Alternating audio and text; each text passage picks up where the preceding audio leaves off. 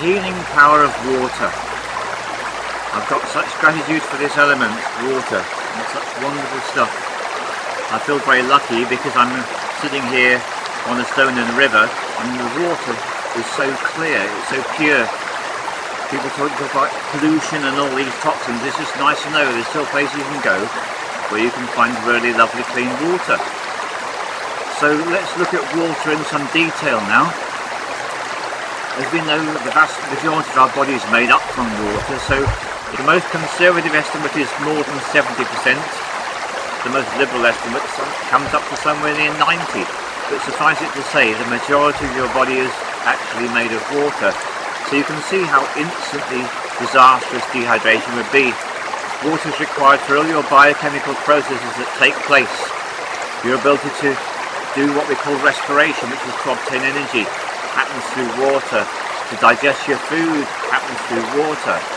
Your blood system to work well happens through water. Your lymphatic system, which deals with getting rid of all the crap in your body, happens through water. Again, I could go on all afternoon, the list is endless, but all your body's processes require water to function at optimal levels. It's one of the most crucial elements to healing. And in fact, there's a very well-respected doctor who's written a book, and the book is basically how to heal virtually all illnesses by water. And it seems like a ridiculously preposterous claim when you think of all the convoluted illnesses people have and all the specialised techniques for healing. And here's the guy saying, okay, the world population is mostly dehydrated. What you need to do is to hydrate yourself. So the way to hydrate yourself is to get the best quality water you can. Symptoms of dehydration. I'll give you the first one. This is something I've never suffered from in my life hardly, like I've had this 5 times in my life. Headaches. People who suffer from headaches, 90% of the time they're suffering from dehydration. And usually what will happen is they'll drink some water and they don't feel any better. Leave them for an hour and they start to feel better. It takes time. So that's a really big one. Digestive problems will be caused by dehydration. To be honest, the list goes on endlessly. Bad skin, dehydration. Aging skin, prematurely, dehydration. Hair loss, dehydration. Certain really nasty diseases like problems with the heart, problems with cancer. I'm not going to say they're caused by dehydration. They're not caused by dehydration, but they're massively exacerbated by dehydration. So it's amazing the difference it can make to your health. Problems with the respiratory system are caused by dehydration as well. To be honest, I'd be here all afternoon if I was to give you the full list, but don't forget the headache. That's the biggest symptom of all, and the digestive problems and the bad skin. Really, every time dehydration causing those particular problems. If you can be lucky enough to find yourself a spring, like what I have, then you can go and harvest your own water. That's wonderful. If not, get the best filter you can. The cheapest filters are called the carbon filters. These are what you usually find for a jug. If you get one of these, you want to make sure you don't use it for too long without replacing it. You can soon tell when it needs replacing because the taste will change. And when the taste changes, that tells you that all the toxins that the water filter's been filtering out are now clogging up the filter and starting to seep into your water. So the ugly truth is this: water that's coming through a water filter that's actually too old is worse than unfiltered water. So do be aware of that fact. Make sure your water filter is doing the job. If that's what you're choosing, if you can get access to spring water, so much the better. The other form of healing through water is to do what I'm doing. As an electrosensitive person, it's wonderful because excess electric charge is literally draining out through my feet into the water and instantly causing me to feel better, more enlivened. So, very grateful for this river. A question sometimes people ask me is, okay, everyone says you should drink more water, but how much?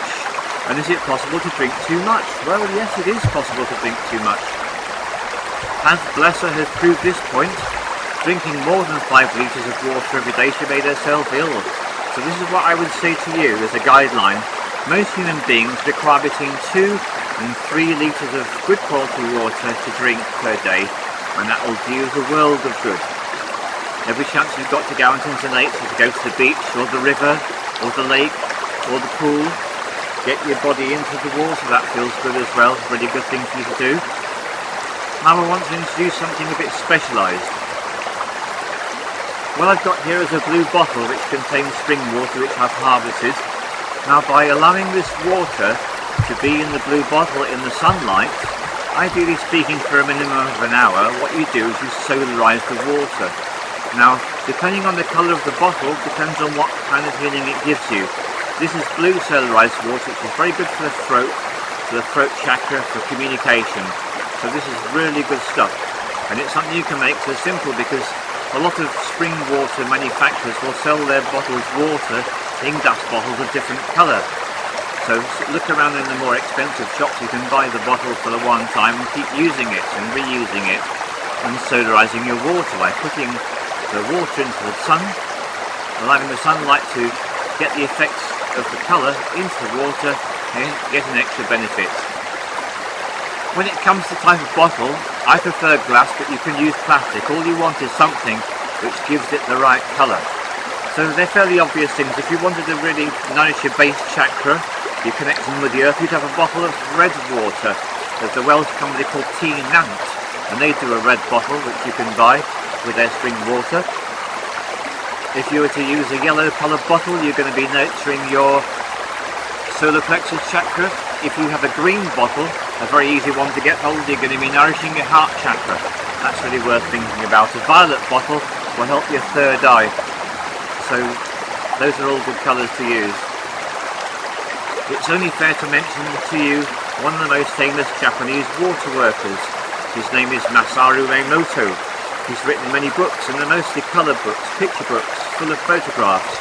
And it shows us that when we take water and we put our intention into the water actually receives it.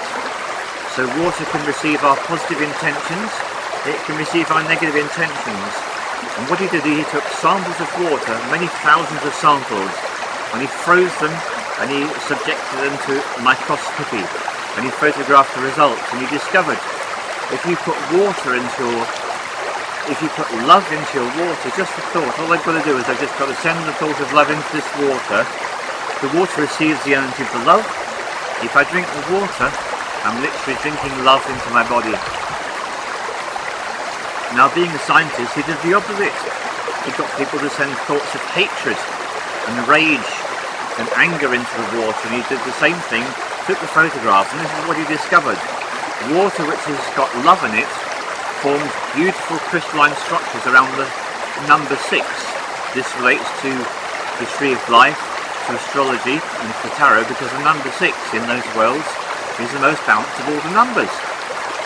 When he looked at the water that had been subjected to hatred, there were no regular crystalline configurations, there were no number 6s, it was just a mess and it looked ugly and horrible. So, priests have taken use of this for thousands of years. Anyone who's been involved in a religious service at some time will have had water that's been blessed by a priest. Again, Kirlian photography, a very specialised form of photography, is proved. You get a priest to bless some water, take a Kirlian photograph of the water, and you can see the symbol that the priest has used. If he's a Christian, you'll see the symbol of the cross in there. So we have such power as human beings. The power of our thoughts, the power of the word, we can use to actually transform the energy in the water and make ourselves better, make ourselves healthier, make ourselves happier, make ourselves more loving. What some people do is they will actually write words onto their bottle, all the positive affirmations they want, they will stick them on their bottle. Prepare the water, solarise it, drink it, more healing. So that's the internal use of water. Then there's the external aspect. Just having the water on your skin is such a healing method.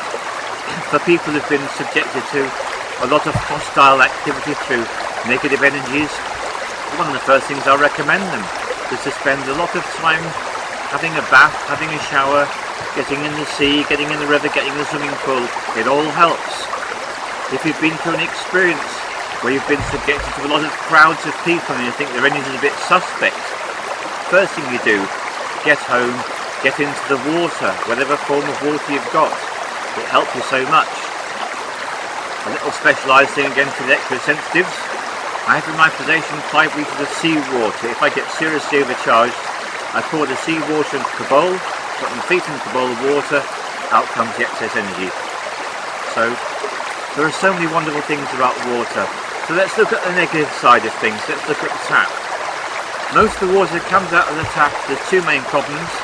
One is obviously toxins through chlorine, through fluoride in some cases, and through all the pesticide residues and chemical fertilizer residues, industrial waste residues. These unfortunately tend to get put into our tap waters, which is why if you're going to drink, filters are very helpful. So that's the obvious thing. The less obvious thing, as I've mentioned only very recently, water which comes from the tap that's been treated with these chemicals is going to make it more electric. So it's going to stir you up electrically as well. So everything you can do to make your water sources as natural as possible, most recommended. Right, well, there's other drinks we'll just mention briefly. Carbonated drinks, sugary carbonated drinks, to be avoided like the plague. In order to make these drinks palatable, what they do is they actually add phosphoric acid as well as sugar, so some recommend against those. A lot of drinks sold to children very sadly contain all sorts of chemicals to give them the colours, so if you see a drink which has got a nice bright colour, you might think, oh, would that be useful for me? Well, I'd prefer you didn't, because of the chemical compounds which you're going to find in there. And there's lots of children suffering from condition called ADHD, which is attention deficit disorder. This is almost entirely due to chemicals in the drinks. The other thing to remember to avoid at all costs, all diet products, and especially diet drinks. Diet drinks, they contain the unholy trinity, as I like to call them. The unholy trinity of sodium, saccharin, acesulfame, and aspartame. These are the brain poisons, so please remember to avoid these like the plague. If you've got a choice between a diet drink and a sugary drink, every time go for the sugary drink. And with common sense, go for water. There's nothing like it. There's nothing hydrates you better on this world than water. I'm going to do a special digression now for people who suffer from a particular problem. Some people have lived lives so terribly out of balance they cannot actually stomach water. Real water, they can't keep it down. They actually become physically sick. I've met people like this. People who've been through really severe experiences in life sometimes have this symptom. What we need to do for people who can't drink water is this. You get the water, the best you can, you put a small amount of sugar and a tiny pinch of salt in the water, stir it up and give them to drink. They'll be able to stomach that, they'll be able to keep it down. This is only for people who can't drink water. It's really useful. The other thing it's useful for is people suffering from severe diarrhea. If you're suffering from severe diarrhea, a teaspoon of sugar and a small pinch of salt will literally sort your body out and it will cure that particular condition.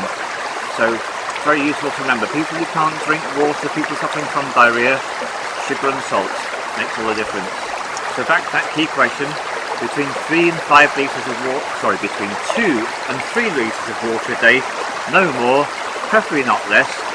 You can use these wonderful methods to create extra healing through the coloured bottles to solarize your water, through labels requiring all the qualities you want in your life through water. That's all possible.